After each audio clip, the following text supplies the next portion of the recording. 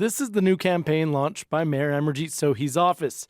It's called the Fair Compensation Project, calling for Edmontonians to put pressure on the province. I think this message is resonating with Edmontonians because they know that in order to get services, they have to pay taxes. As Alberta's capital, Edmonton has more provincially owned buildings than any other city in the province. Unlike other property owners, the Alberta government is exempt from paying municipal taxes. Instead, it pays grants to make up for services it benefits from, like roads, snow clearing, and transit.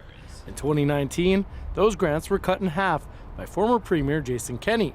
Last year, the province paid 50% of the amounts of municipal tax notices.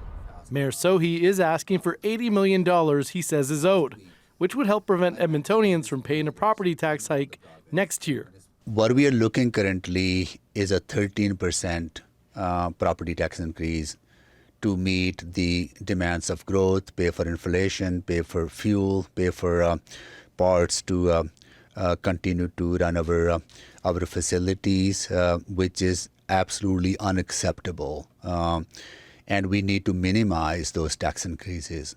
The one way that province can help us minimize those tax increases is actually step up and start paying their bill. Can you explain the hesitation to fully fund the GPOT program to support municipalities that have provincial facilities? Well, that's a great... That's a crowd of the province's mayors and councillors at the Alberta Municipalities Conference last week. Premier Danielle Smith says she's aware Edmonton is calling for the funding, but she says she wants to hear how other communities are impacted as well. We're going through a budget process right now where we're identifying high priority areas that we've got to address. And municipalities, we did a lot of work together on the new funding framework, but there may be some more work that we need to do. The press secretary for the Minister of Municipal Affairs says he's committed to reviewing the program in the upcoming budget and is connecting the City of Edmonton with departments for specific funding follow-up discussions. Travis McEwen, CBC News, Edmonton.